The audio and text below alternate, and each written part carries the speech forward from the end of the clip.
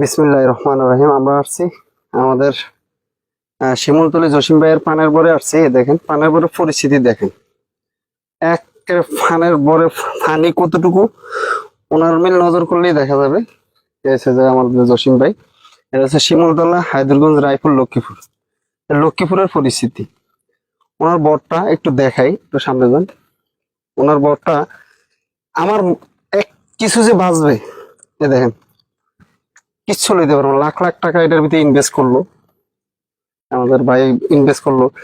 এ না, এখান থেকে যে তোফানের চাষি আছে শিমুলতলার অবস্থান, সবার অবস্থা এই পরিস্থিতি।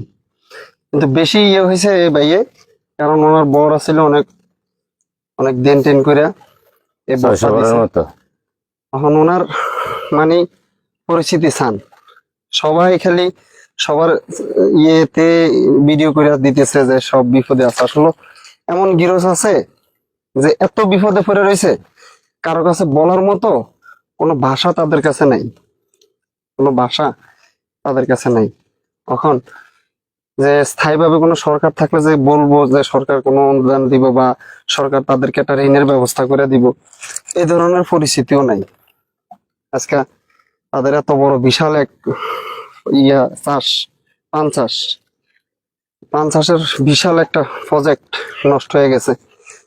আমরা এই আমাদের বড় ভাই থেকে জানতে চাইতেছি যে উনি আসলে কত কষ্টে আছে, আজকে কয়টা দিন এখানে এই অবস্থায় আছে।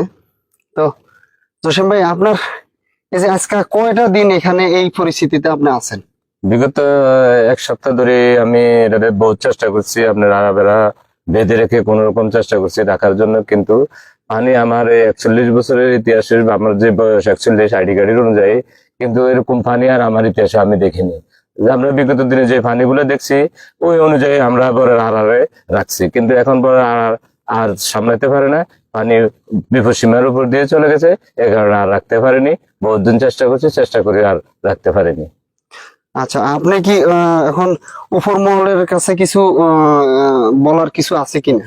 উপর মহলের কাছে বলেন তো, আমার কোনো সরকার নাই, স্থায়ী কোনো সরকার নাই, আছে অস্থায়ী সরকার। এখন যদি আমরা কোনো সংস্থাতে এবং কি কোনো এনজিও থেকে যদি কেউ আমাদেরকে হেল্প করে, বা অস্থায়ী সরকার থেকে যদি আমরা কোনো হেল্প পাই, ব্যাংকিং কোনো একটা লোনের খাতে, বা আমাদের এখান থেকে, আমার এখানে প্রায় 10 লক্ষ টাকার সম্পত্তি নষ্ট হয়েছে আমার 600 পানের বর। এর মধ্যে আমার এই পানের বরটা আমি গত আশ্বিন মাসের লাস্ট পর্যায়ে দিছি। এখন আশ্বিন মাস আসেনি, 1 বছরও হয়নি, মাত্র 11 মাসের মাথায় পড়ছে, এখন ভাদ্র মাস। এই কারণে আমি এটার মধ্যে এতদিন শ্রম দিছি এবং কি প্রচুর ব্যয় হয়েছে। ব্যয় অনুযায়ী আমি এটার 5% লাভ এখনো নিতে পারিনি। 95% মধ্যে আমি এখনো ডুবে আছি।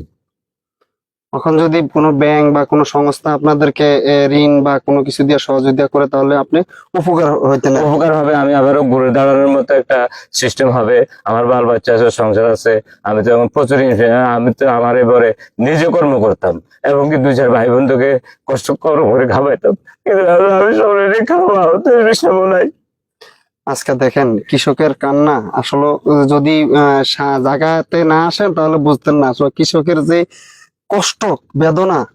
এটা হচ্ছে শিমুলতলা রায়পুর হায়দুরগঞ্জ বাজার রায়পুর লক্ষ্মীপুর। আসলে আমরা যে কত কষ্টে আছি, আসলে কৃষকের কাছে কেউ আসে না। এই যে আমি আসলাম আসলে প্রতিবেদনটা নেওয়ার জন্য, ভাইয়ের চোখের পানি ধরে রাখতে পারতেছে না। যদি হয়তো আপনাদের কাছে যায়, ভিডিওটা বেশি বেশি শেয়ার করে দিবেন, যে সবাই দেখে দেখে হয়তো অন্তত একটা ঋণের ব্যবস্থা করে দিতে যে পারে, যে না এরা ঘুরে দাঁড়ানোর জন্য এত কোটি টাকা তারা অপচয় হয়েছে তাদের জীবনের।